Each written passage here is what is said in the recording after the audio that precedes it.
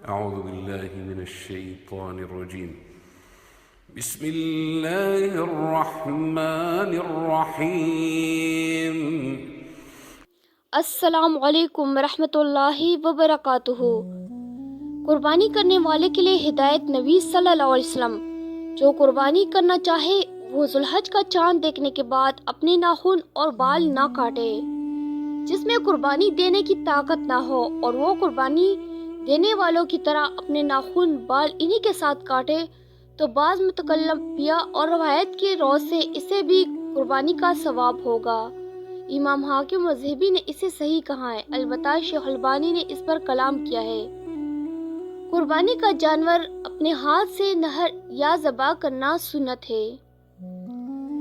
حتیٰ کہ عورتیں بھی اپنی قربانی کا جانور خود ذبح کرے، جیسا کہ حضرت ابو موسیٰ اشعری رضی اللہ تعالیٰ عنہ اپنی بیٹیوں کو اس کا حکم فرمایا کرتے تھے۔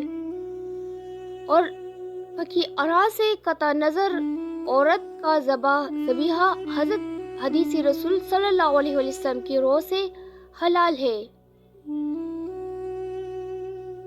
امام ابن ماجہ نے اس پر ذبیح المرأہ عورت کا ذبیحہ کا عنوان قائم کیا ہے۔ گوشت کاٹنے اور بنانے والے کو اجرت کے طور پر قربانی کی کالے یا قربانی کا گوشت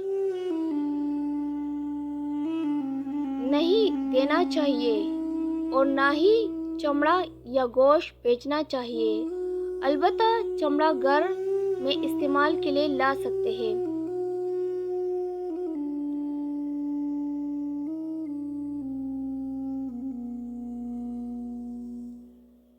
قربانی کے وقت نماز عید پڑھ لینے کے بعد شروع ہوتا ہے۔ اگر کسی نے نماز سے پہلے جانور ذبح کر لیا تو اس کا گوشت تو حلال ہے مگر قربانی کا ثواب نہیں ہوگا۔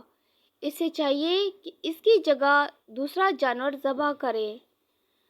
اگر آپ کو میری ویڈیو اچھی لگی ہے تو کائنڈلی شیئر کیجیے گا اور چینل کو سبسکرائب ضرور کیجیے گا۔ شکریہ۔ اللہ حافظ۔